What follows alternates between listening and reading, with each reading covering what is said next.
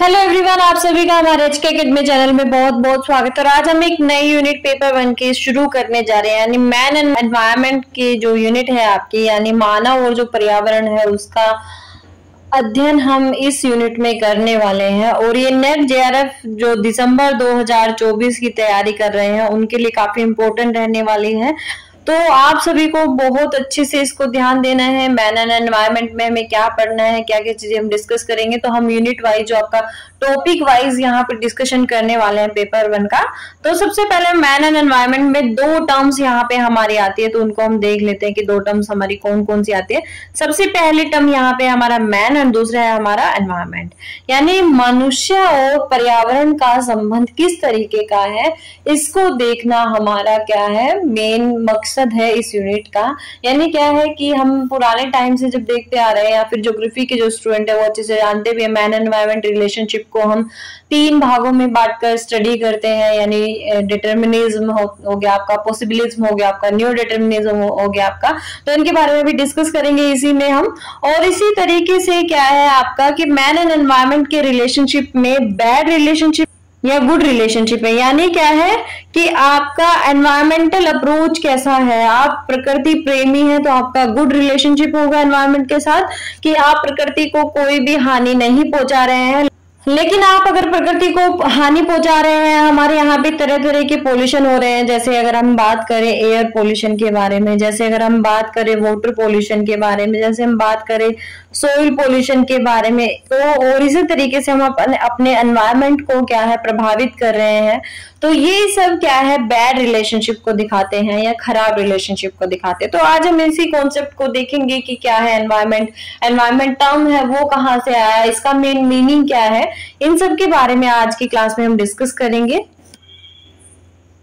तो सबसे पहले हमें टर्म देखनी है कि एनवायरनमेंट टर्म है वो कहाँ से आई है, या ये टर्म जो है ये कहाँ से प्रपाउंड हुई है। तो सबसे पहले एनवायरनमेंट जो वर्ड है ये कहाँ से निकला है, आपका फ्रेंच वर्ड से निकला है। आपको ध्यान रखना है कि फ्रेंच भाषा जो है वहां से एनवायरनमेंट वर्ड निकला है।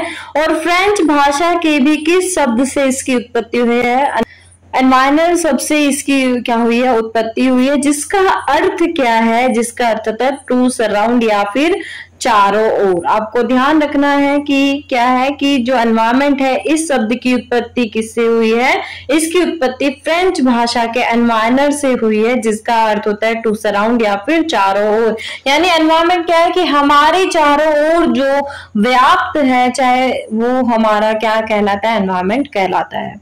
अब हम यहाँ पे देखते हैं कि एनवायरनमेंट की जो परिभाषा है वो क्या है। तो सबसे पहले according to environment protection act 1986 इसको परिभाषित करता है कि एनवायरनमेंट जो है उसको क्या कहते हैं, या पर्यावरण जो है किसे पर्यावरण निर्धारित किया जाता है। एनवायरनमेंट इंक्लूड्स, अब एनवायरनमेंट में क्या क्या शामिल किया जाता है, all the physical and biological surrounding of an organism and there interaction. यानी पर्यावरण में किसी जीव के सभी भौतिक और जैविक परिवेश और उनकी अंतःक्रियाओं को शामिल किया जाता है। यानी इसमें क्या होगा, फिजिकल फैक्टर्स आपके होंगे, फिजिकल फैक्टर में यानी भौतिक पर्यावरण में क्या है आपका जो आपकी स्ट्रक्चर हो गया, यानी पर्वत पठार मैदान ये सब होगा, या फिर जो आपका सराउंडिंग एरिया होगा जहां पर ह्यूमन हैबिटेट है वो हो गया। तो ये सब क्या है फिजिकल फैक्टर्स है। इसी के साथ जैविक परिवेश या फिर जो आपका बायोलॉजिकल फैक्टर्स है, यानी जितने भी आपके फ्लोरा फ्योना ये सब इसमें आ जाता है बायोलॉजिकल फैक्टर्स में। और इनके बीच में जो क्रियाकलाप हो रहे हैं या इनकी जो अंतःक्रिया है उसको क्या कहा जाता है, एनवायरनमेंट कहा जाता है। और ये परिभाषा किसने दी है, आपकी एनवायरनमेंट एक्ट 1986 में इसको परिभाषित किया गया है। तो पर्यावरण में किसी जीव के सभी भौतिक जैविक परिवेश और उनकी अंतःक्रिया शामिल है, उसको क्या कहा जाता है, पर्यावरण कहा जाता है। अब नेक्स्ट देखते हैं यहाँ पे कि पर्यावरण जो है उसको डिफाइन कैसे किया जाता है। तो environment is defined as the sum of, यानी सभी का जोड़ है, किन किन का जोड़ है ये, वाटर यानी जल, वायु, भूमि, और उसके साथ inter relationship that exist among them and with human beings, other living organism and materials. यानी क्या है पर्यावरण को जल, वायु और भूमि के योग और उनके बीच तथा मनुष्य और अन्य जीवित जीवों और सामग्रियों के साथ विद्यमान अंतर संबंधों के रूप में परिभाषित किया जाता है। यही सेम चीज हमारे एनवायरमेंट एक्ट 1986 में कही गई है और यही बात यहाँ पर भी कही गई है कि पर्यावरण का जो परिभाषा है या पर्यावरण को किस तरीके से हम डिफाइन कर सकते हैं कि ये क्या है, पर्यावरण या एनवायरमेंट योग है या फिर जोड़ है किसका, वाटर का, एयर का और उसके बाद भूमि का। और इसके साथ साथ इसमें हम किसको देखते हैं, इन सभी जो एलिमेंट्स हैं इनके साथ ह्यूमन का इंटरेक्शन कैसा है, इसके बाद जो लिविंग ऑर्गेनिज्म है उनका इंटरेक्शन कैसा है और जो मटेरियल्स है उनके साथ अंतर संबंध किस तरीके के, इन सबको देखना ही क्या कहलाता है, एनवायरमेंट कहलाता है। नेक्स्ट, अब हम देखते हैं यहाँ पे कि हमारे आसपास की वनस्पतियां, जीव जंतु, सूक्ष्म और मानव निर्मित संरचनाएं हमारे साथ प्रत्यक्ष रूप से द्विदिशात्मक अंतः क्रिया करती है। आप लोग ये जानते हैं कि मैन मेड जितना भी स्ट्रक्चर है हमारा, उसके बाद फ्लोरा, फ्योना, माइक्रो ऑर्गेनिज्म जितने भी हैं, इसके बाद जितने भी हमारा जो हैबिटेट है वो सारा क्या है, बाय डायरेक्शनल जुड़ा हुआ है। यानी एक को हम क्या है अपनी चीजें दे रहे हैं तो दूसरे से हम उनकी चीजें ले रहे हैं। तो ये सब क्या है, ये क्या कहलाता है आपका, बाय डायरेक्शनल कहलाता है या द्विदिशा कहलाता है। जैसे अगर हम बात करें पेड़ पौधे की और ह्यूमन की, तो पेड़ पौधे क्या कर रहे हैं, ऑक्सीजन छोड़ रहे हैं, जिसको कौन ग्रहण कर रहा है, मानव ग्रहण कर रहा है। और इसी तरीके से जो मानव कार्बन डाइऑक्साइड छोड़ रहा है उसको क्या है, पौधे ग्रहण कर रहे हैं। तो ये क्या है, बाय डायरेक्शनल है या फिर दो दिशात्मक इसको कहा जा सकता है। इसके बाद दूसरा इसमें क्या है, इन सभी घटकों और उनके अंत्य क्रियाओं की समग्रता पर्यावरण का निर्माण करती है। यानी क्या है कि जितने भी आपके वेजिटेशन है, जितने भी जीव जंतु हैं, जितने भी आपके माइक्रो ऑर्गेनिज्म्स हैं, जितने भी मैन मेड स्ट्रक्चर है, इन सब का आपस में क्या है, इंटरलिंक होता है या इन सब का आपस में अंत्य क्रिया होती है। और वो सभी अंत्य क्रिया या फिर ये सभी घटक मिलकर क्या करते हैं, पर्यावरण का निर्माण करते हैं। और इसमें क्या है, जो हमारी वायु होती है, जल होता है, हमारी भूमि होती है, ये सब पर्यावरण बनाते हैं और हमें सीधा प्रभावित करते हैं। तो आप देखोगे कि एयर, अगर उसमें एयर पोल्यूशन बढ़ जाता है तो सीधा मानव पर प्रभाव डालती है, जल प्रदूषण बढ़ गया तो सीधा मानव पर प्रभाव डालते हैं, भूमि प्रदूषण अगर बढ़ जाता है तो वो भी सीधा मानव पर प्रभाव डालते हैं। तो ये सभी जो घटक है, ये सभी जो एलिमेंट है वो ह्यूमन पर काफी अपना प्रभाव डालती है, आपको ये ध्यान रखना है। और हम भी संसाधनों का अत्यधिक उपयोग करते हैं या फिर अत्यधिक दोहन करते हैं। यानी यहाँ पर बात कर रहा है थ्योरी ऑप्टिमम पॉपुलेशन या फिर ऑप्टिमम रिसोर्सेज की, कि अगर हम अपने रिसोर्सेज का ओवर एक्सप्लॉयटेशन करते हैं या फिर हम अपने रिसोर्सेज का अत्यधिक उपयोग करते हैं, अत्यधिक दोहन करते हैं, तो उससे विभिन्न तरीके के प्रदूषक क्या है, हमारे जो पर्यावरण है उसमें मिलना शुरू हो जाते हैं। जैसे जल प्रदूषण होना शुरू हो जाता है, वायु प्रदूषण होना शुरू हो जाता है, भूमि प्रदूषण होना शुरू हो जाता है। और ये सभी हमारे एनवायरनमेंट को काफी ज्यादा प्रभावित करते हैं। और एनवायरनमेंट अगर प्रभावित हो रहा है तो निश्चित सी बात है कि ह्यूमन भी उससे काफी ज्यादा प्रभावित होगा। इसीलिए इस यूनिट का नाम क्या रखा गया है, मैन एंड एनवायरनमेंट रखा गया है। कि जैसा एनवायरनमेंट है वो ह्यूमन पर अपना प्रभाव डालता है और ह्यूमन अपनी जो एक्टिविटीज कर रहा है वो क्या करता है, मानव पर अपना प्रभाव डालता है। इसके बाद मेजर कॉन्सेप्ट्स की बात करते हैं तो क्या है, मैन एंड एनवायरनमेंट का रिलेशनशिप देखने के लिए हमारे पास दो मेजर कॉन्सेप्ट है। पहला कॉन्सेप्ट क्या है हमारे पास, एनवायरनमेंट डिटरमिनिज्म, इसको क्या बोलते हैं, पर्यावरण निश्चयवाद, या फिर इसको क्या कहा जाता है, नियतिवाद।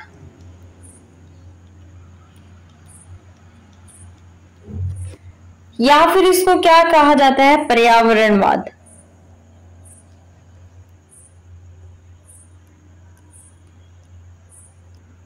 आप लोगों को ध्यान रखना है ये सभी टर्म्स क्या है, आपके एनवायरनमेंट डिटरमिनिज्म का है। ये मैन एंड एनवायरनमेंट रिलेशनशिप को देखने के लिए पहला कॉन्सेप्ट है, जिसके बारे में भी डिटेल में हम बात करेंगे। तो इसको हिंदी में पर्यावरणवाद भी कहा जाता है, पर्यावरण निश्चयवाद भी कहा जाता है, नियतिवाद भी कहा जाता है, या फिर इसको हम वातावरण निश्चयवाद भी कहते हैं। तो आप लोगों को ये ध्यान रखना है। और जो सेकंड कॉन्सेप्ट है इसको क्या कहा जाता है, इसको कहा जाता है संभववाद। तो इन दोनों के बारे में जान लेते हैं कि एनवायरमेंट डिटर्मिनिज्म जो है ये कब आया और इसने क्या क्या मेन बातें की, या इसमें क्या क्या मेन चीजें आती हैं। दूसरा पॉसिबिलिज्म क्या रहा और इसमें क्या चीजें हम डिस्कस करते हैं। कौन कौन से मेन इनके जो थिंकर्स है जो इनकी अप्रोच को बढ़ावा देते हैं या इनको मानते हैं। तो सबसे पहले हम बात करेंगे एनवायरमेंट डिटर्मिनिज्म की। तो एनवायरमेंट डिटर्मिनिज्म का सीधा सा अर्थ है कि पर्यावरण संस्कृति को निर्धारित करने में अहम भूमिका निभाता है। सबसे पहले इसका पॉइंट क्या आता है कि इसकी शुरुआत 19th सेंचुरी में होती है, यानी 1920th सेंचुरी में ये आता है। 19th सेंचुरी में क्या है कि एनवायरमेंट डिटर्मिनिज्म का डेवलपमेंट होता है यूरोप में, और उसमें क्या कहा जाता है या क्या माना जाता है कि a believe that environment determines how a culture develop, यानी एक संस्कृति कैसे विकसित होती है ये कौन निर्धारित करता है, पर्यावरण निर्धारित करता है। या इसके अलावा क्या है कि पर्यावरण मानव पर सीधा प्रभाव डालता है। क्या है? मानव पर सीधा प्रभाव।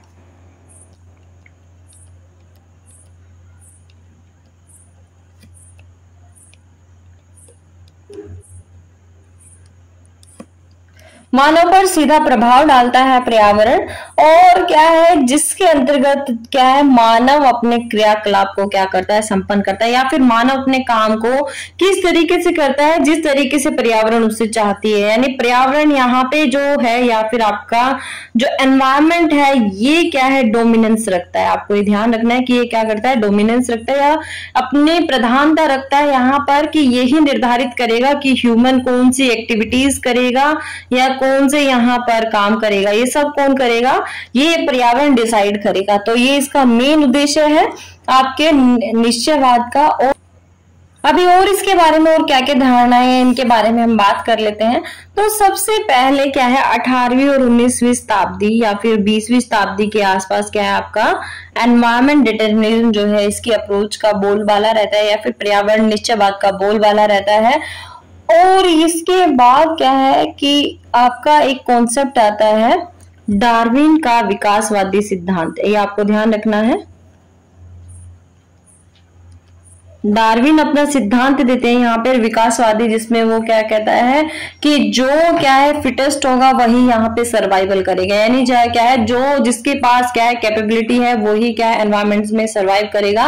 किसी भी प्रकार का क्या है परिवर्तन इसमें नहीं होता है। या फिर क्या है मानव के जितनी भी आर्थिक क्रियाकलाप है, मानव के जितने भी सांस्कृतिक क्रियाकलाप है, मानव के जितने भी राजनीतिक क्रियाकलाप है, यानी क्या है सोशल, कल्चरल,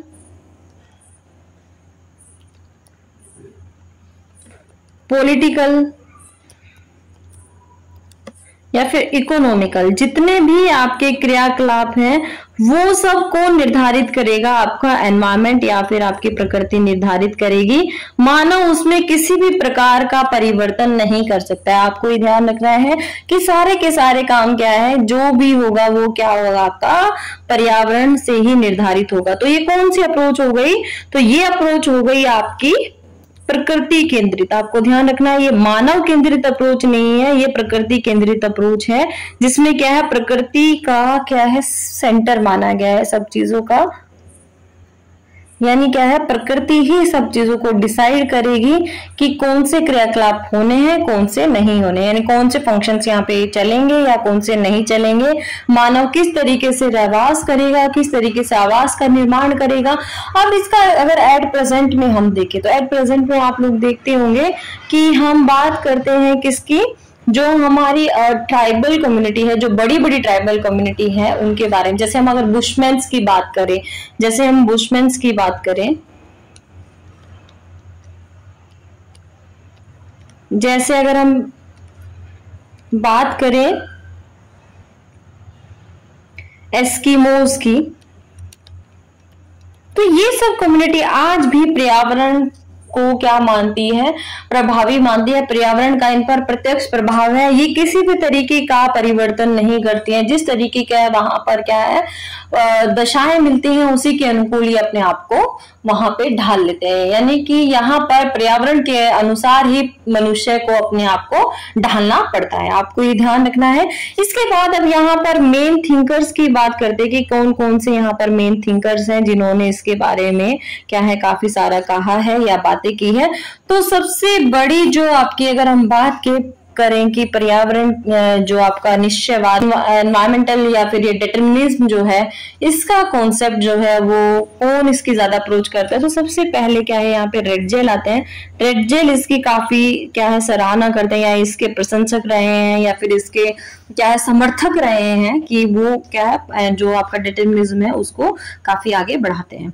इसके बाद रेडजेल की ही शिष्य आती है कुमारी सैंपल। ये काफी अच्छा अपना इंटरेक्शन देती है, ये काफी अच्छा बताती है पर्यावरण निश्चयवाद के बारे में। इनकी काफी अच्छी अच्छी कोटेशंस भी हैं जिसमें ये क्या है कि बताती है कि जो मानव है वो क्या है पृथ्वी तल की उपज है और मानव इससे कहीं ज्यादा मानव प्रकृति के धूल के कण के बराबर है। इस तरीके की अप्रोच जो है या इस तरीके की स्टेटमेंट जो है कुमारी सैंपल देती है कि मानव सिर्फ क्या है प्रकृति की धूल का कण है या फिर प्रकृति की ही उपज है और उसके धूल के कण के बराबर है। प्रकृति ने माता की तरह मानव का पालन पोषण किया है। तो ये कौन कहती है आपकी कुमारी सैंपल कहती है, ये आपको ध्यान रखना है। इसके बाद मेन कौन आते हैं अरस्तु। अरस्तु भी आपके क्या है पर्यावरण निश्चयवाद है।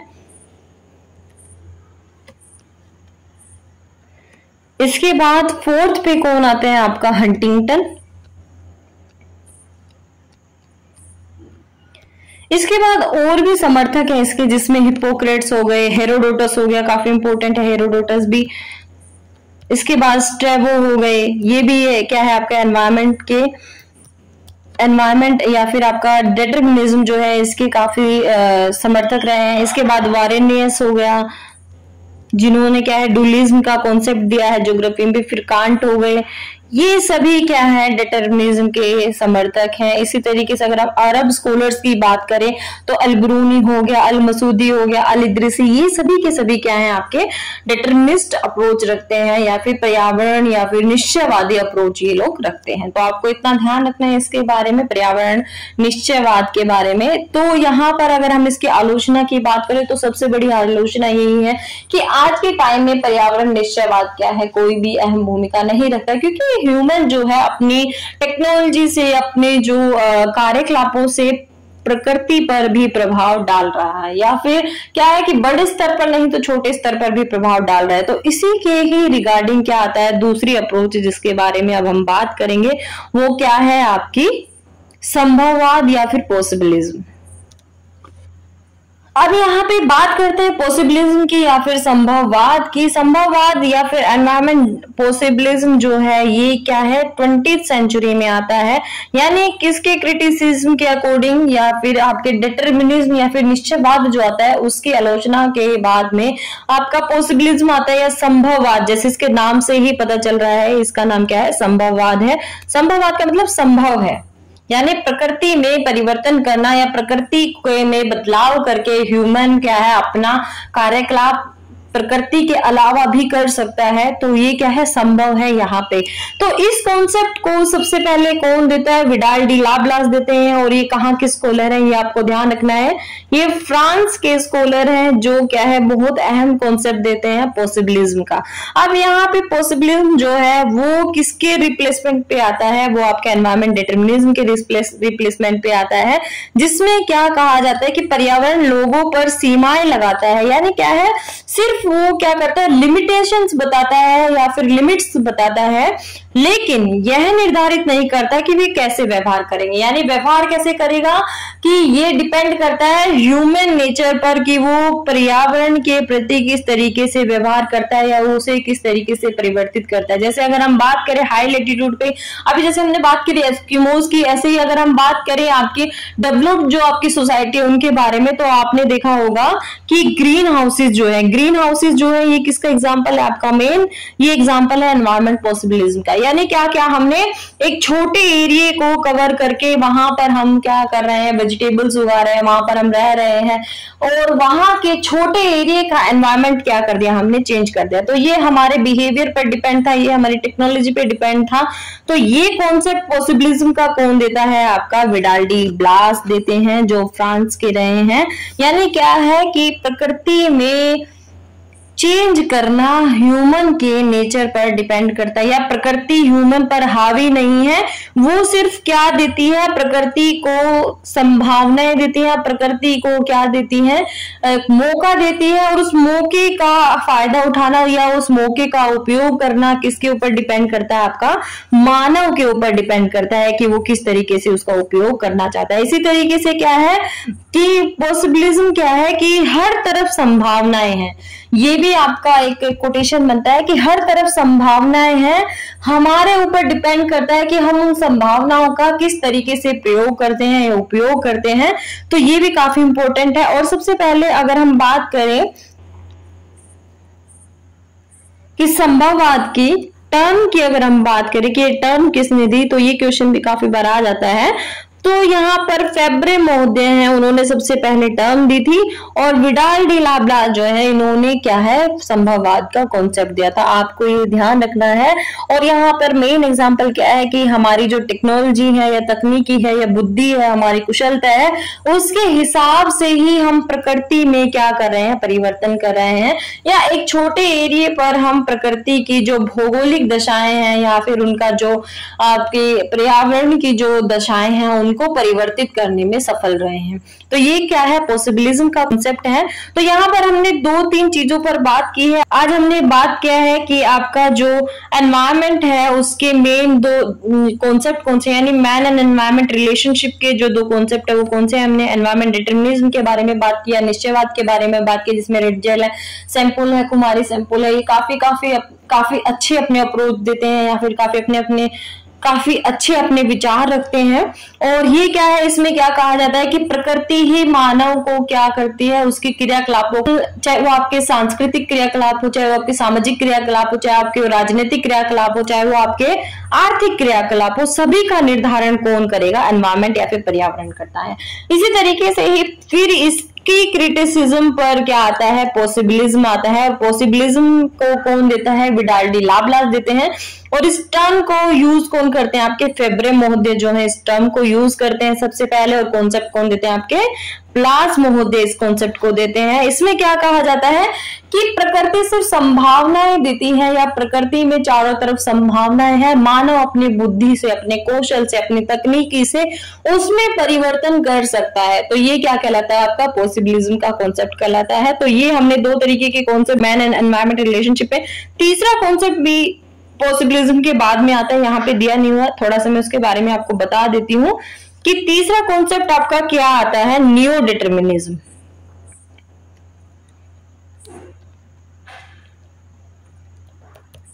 या इसको क्या कहा जाता है, नव निश्चयवाद। अब ये नव निश्चयवाद का जो कॉन्सेप्ट है ये कौन देते हैं, ग्रिफिथ टेलर देते हैं। और ग्रिफिथ टेलर जो है, जो हमारी रेड लाइट है उसके हिसाब से इस कॉन्सेप्ट को प्रपाउंड करते हैं, या उसका एग्जाम्पल देकर इस कॉन्सेप्ट को समझाते हैं।